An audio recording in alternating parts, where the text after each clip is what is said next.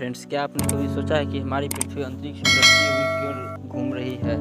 वो गिर क्यों नहीं जाती है, या पृथ्वी की तरह ही बाकी ग्रह गिर क्यों नहीं जाती? लेकिन इस प्रश्न का काउंटर प्रश्न ये है, गिरे तो आखिर कहाँ? क्योंकि गिरने के लिए कोई सरफेस तो चाहिए, नहीं तो वो गिरना अंतहीन हो जाएगा। लेकिन क्या आप जानते हैं कि पृथ्वी और बाकी अन्य ग्रह भी गिरते हैं, और वो चीज दूसरे चीज की तरफ गिरती है जिसकी गुरुत्वाकर्षण शक्ति उससे अधिक है, और पृथ्वी सूर्य की तरफ गिरती रहती है। तो अगर ऐसा है तो पृथ्वी सूर्य में गिरकर भस्म क्यों नहीं हो जाती? दरअसल पृथ्वी सूर्य के गुरुत्वाकर्षण में इसलिए समा नहीं जाती है क्योंकि उसका अपना खुद का भी एक गति है, और यही गति उसे सूर्य में गिरने से बचाती है।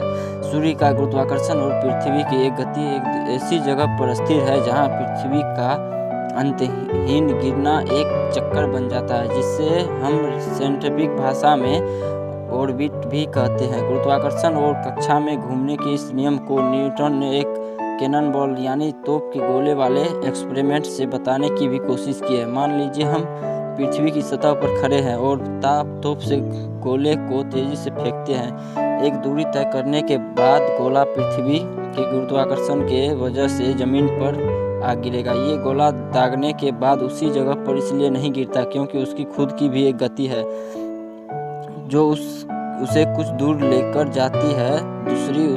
दूसरी बार मान लीजिए हम गोले को कई गुना तेजी से फेंकते हैं तो वो पहले वाले जगह से कई गुना आगे गिरेगा। लेकिन आप गोले को इतनी तेजी से दागने में सफल हो गए कि वो धरती की सतह से बाहर हो जाए, तो वो गुरुत्वाकर्षण से तो बंधा रहेगा, लेकिन गिरने के बाद उसे धरती की गोलाई की वजह से गिरने के लिए सतह को छू भी नहीं पाएगी और धरती का चक्कर लगातार रहेगा। इसी को ही हम ऑर्बिट कहते हैं। इसी नियम पर सैटेलाइट काम करते हैं। हमारी धरती भी इस नियम पर सूर्य का चक्कर लगाती है। वो सूर्य की तरफ गिरती तो रहती है, लेकिन अपनी गति की वजह से उसका गिरना एक चक्कर में बदल जाता है। सूर्य भी हमारी गैलेक्सी के सेंटर का चक्कर लगाती है। पृथ्वी का सूर्य का एक चक्कर 1 साल कहलाता है, और सूर्य का गैलेक्टिक सेंटर का एक चक्कर गैलेक्टिक ईयर कहलाता है, जो करोड़ों सालों का होता है। पिछली दफा जब सूर्य ने चक्कर लगाया था तब पृथ्वी पर डायनासोर का राज था। तो दोस्तों, है ना, ये ब्रह्मांड रहस्यों से भरपूर, और इस ब्रह्मांड में हमारे